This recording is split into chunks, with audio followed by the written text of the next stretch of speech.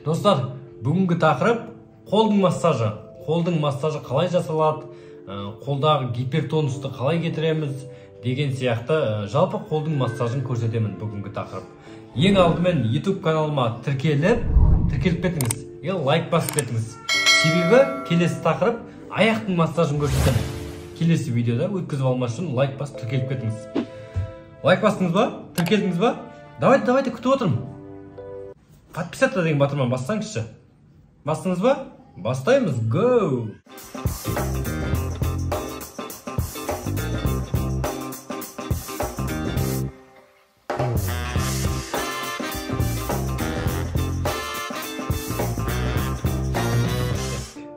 Достар, ең алдымен баланың қолы гипертонус болады, көбінесе 4 айға дейін гипертонус болады.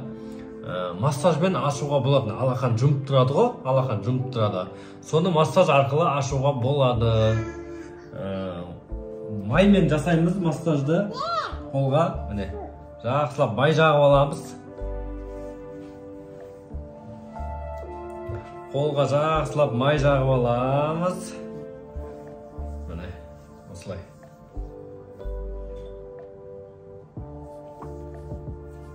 Көрініп атқан шығар сіздерге де. Енді барынша түсіндірем, қолға құр массаж жасап қоймай, қолға ЛФК гимнастикасында жасаймыз.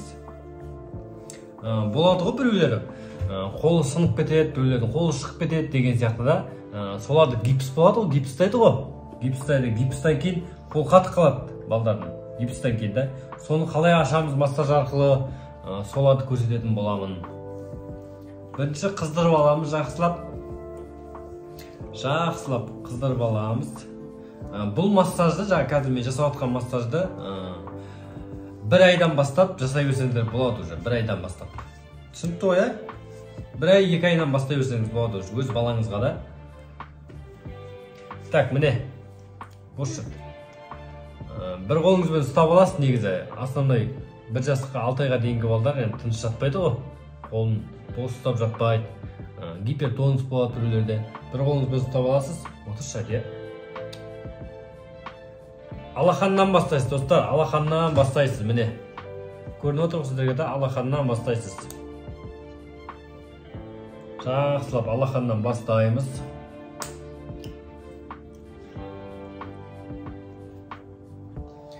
Алақаннан бастаймыз, отыршы әлі.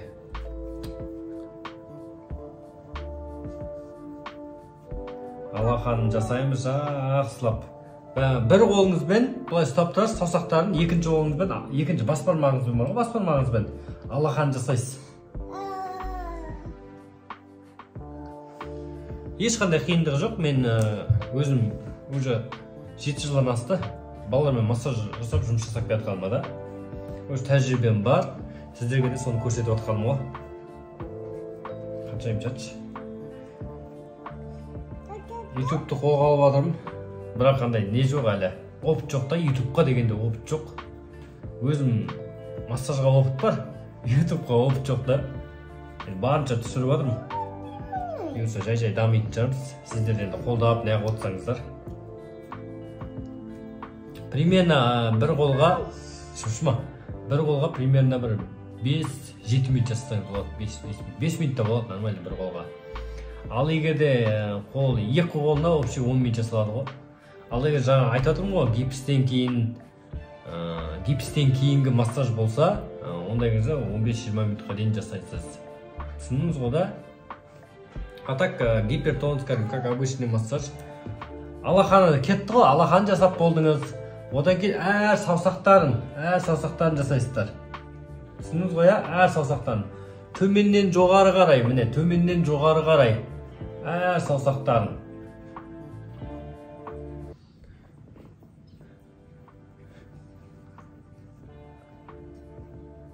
Ашуыңыз керексіз саусақтарын.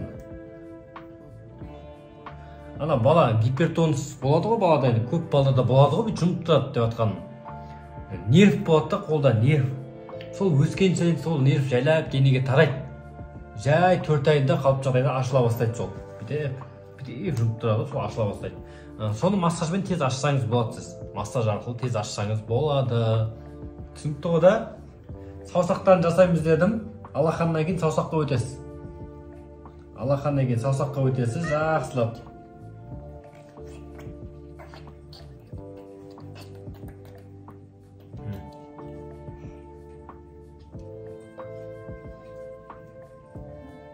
Уже гимнастика, элфкасы кетеді. Кетті ғой, саусақ жасадыңыз, алақан жасадыңыз, уже мына жақтарға маймен істейсіз, маймен. Достар, маймен жасайсыз. Ойлап, бүйтіп жасай бересіз. Достар, давайте лайк басып кетіңізші, лайк баспаған болсаңыз. Лайк басып, каналға тіркеліп кетуді ұмытпаңызшы, сіз ұмытып кетіп жатсыз. Каналға кәдімгі подписаться деген батырма бар ғой, соны басып жіберіңізші. Сіздер үшін ғой, бәрі сіздер үшін. Бәрі сіздер үшін. Міне, көрініп отыр ғой, қалай жасап жатқаным. Қалай жасап жатқаным көрініп отыр деген ойдамын сіздерге.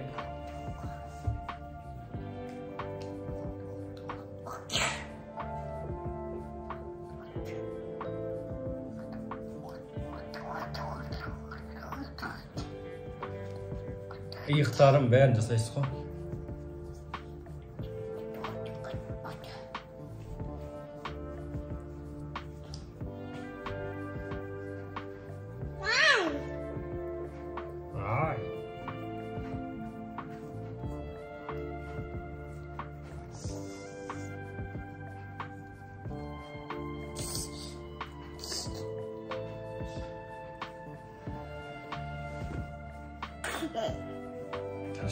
Шома.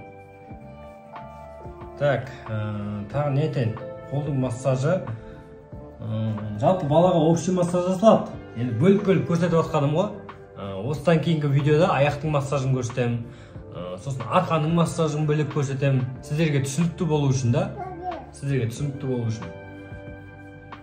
Сосын есіңізде болсын, қолғаны БЦЖ жаңағы аяққа не алады ғой, прививка алып қояды, ондай кезде массаж жасалмайды.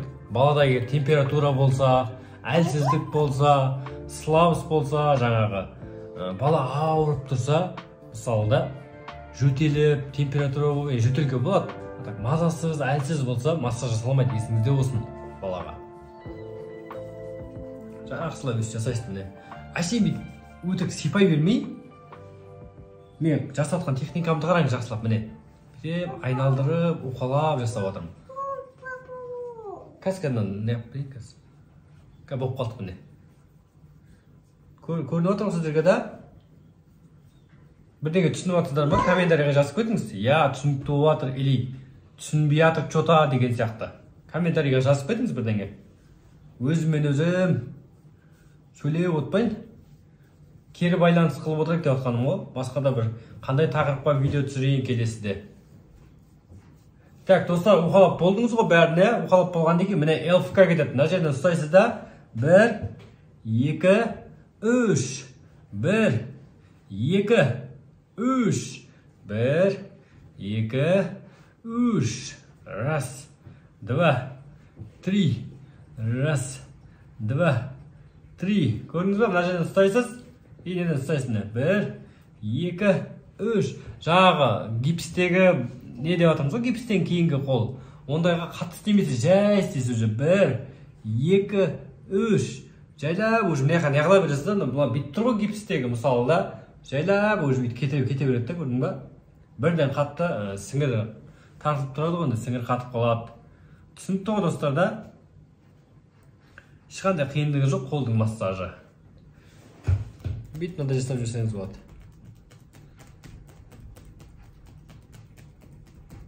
Достар, лайк басып кетіңізші, ұмытпаңызшы лайк басуды. Сіз ұмытып кетіп жатсыз. Каналға да тіркелген жоқсыз әлі. Каналға тіркеліп кетіңізші, подписаться деген батырманы бассаңызшы.